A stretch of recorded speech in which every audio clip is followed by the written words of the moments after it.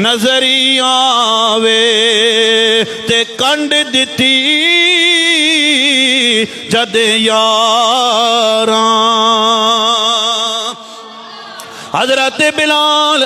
مدینہ طیبہ دے اندر میرے نبی دا روزہ نظر آ رہا ہے لیکن روزے والا نبی نظر نہیں آ رہا ملک شام دے اندر حضرت بلال چلے گئے حضرت سیدنا صدیق اکبر دے کول آئے نے کہ اے ابو بکر میں نو اجازت دے ہونا میں ملک شام جانا چاہنا وا حضرت سیدنا صدیق اکبر نے کہا نانا بلال اوے تو تے میرے نبی دا مؤذن ہے میرے نبی دا مؤذن ہے اے بلال تو اذان دیندا سانو کملی والے مصطفیٰ دی یاد آ جاندی ہے حضرت بلال کہندے نے ابو بکر مینوں جان دی اجازت دیتی جائے حضرت سیدنا صدیق اکبر نے جدو اجازت نہیں دیتی ہے حضرت بلال نے کہا ابو بکر میں تے غلامی کولو آزاد ہو کے آیا ہاں لگدا ہے تو مینوں میرا اپنا غلام بنا لے آئے حضرت سیدنا صدیق اکبر نے اجازت دیتی ہے حضرت بلال ملک شام دے اندر چلے گئے دن تے راتاں گزر رہیاں ایک رات میرے نبی خواب دے اندر تشریف لے کے آئے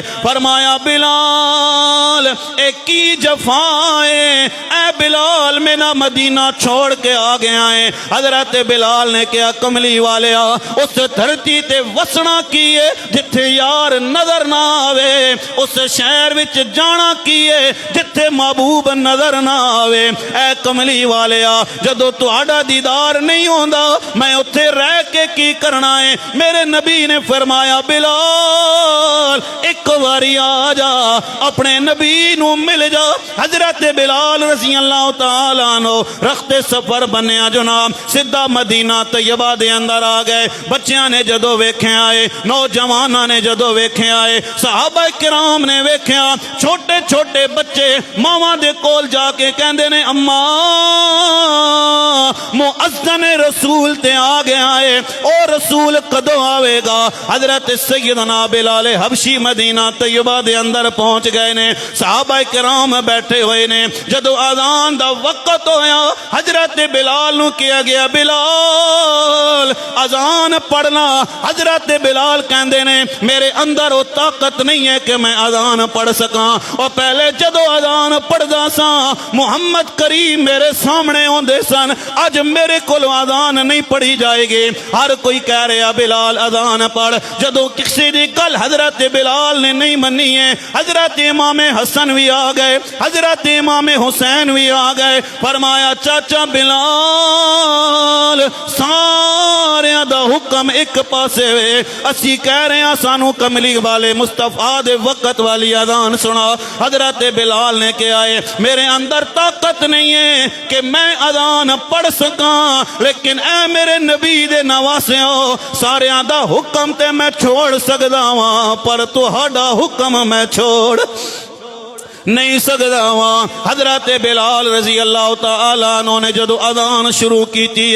مکہ مدینہ شریف دے اندر قرآن مچ گیا بچے کہندے نے ماما دے کول جا کے کہندے نے اے اماں اذان تے ہو رہی ہے لیکن نبی دا مصلی خالی نظر آ رہا ہے اذان والا تے آ گیا ہے نماز پڑھان والا نبی کدو آوے گا صحابہ کہندے نے قیامت دا منظر ہو گیا حضرت بلال نے جدو اذان پڑھی ہے اللہ اکبر اللہ اکبر حضرت بلال اذان پہ پڑھ دینے اشہدو اللہ الہ الا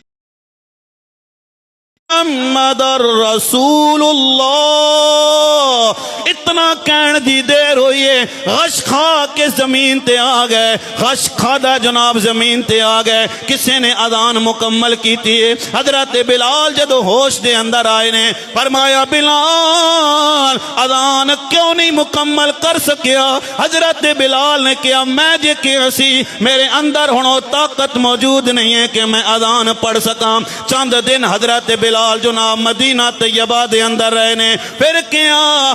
جس دھرتی وچ نبی پاک سرکار دو عالم نظر نہیں آ رہے حضرت بلال دوبارہ ملک شام دے اندر چلے گئے ایک رات میرے نبی خواب دے اندر آئے فرمایا بلال تیری جدائی دا وقت ختم ہو گیا ہے ہن وصل دا وقت قریب آ گیا ملن دا وقت قریب آ گیا ہے صبح ہوئے حضرت بلال نے جناب والا غسل کیتا ہے سر مبارک تے زلفاں تے تیر لایا ہے اکھاں تے سرما پایا گھر والی نے پوچھیا بلال کدھر جان دا ارادہ ہے اتنا عرصہ ہو گیا تو کدے سوریا نہیں ہے کدے تو اتنی تیاری نہیں کی تھی ہے اے بلال تیرے دوست مدینہ طیبہ دے اندر رہ گئے اے بلال تو کدے واسطے تیاریاں پیا کردہ ہیں حضرت بلال نے فرمایا میری گھر والی ہیں تو نہیں جان دی ہیں اے تیرے نالو جدائی دا وقت ہے پر میں مدینے والے نو ملن واسطے جا رہا ہوں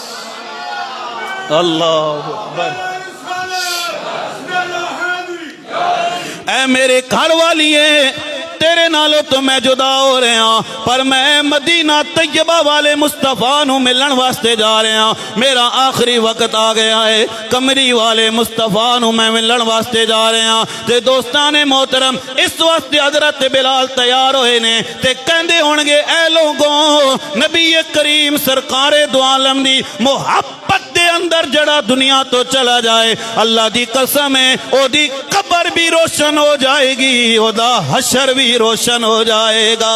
اور قبر میں سرکار آئیں تو میں قدموں میں گروں کر فرشتے اٹھ بھی اٹھائیں تو میں ان سے یوں کہوں اب تو پائے ناز سے میں اے فرشتوں کیوں اٹھوں مر کے پہنچا ہوں یہاں اس دل ربا کے واسطے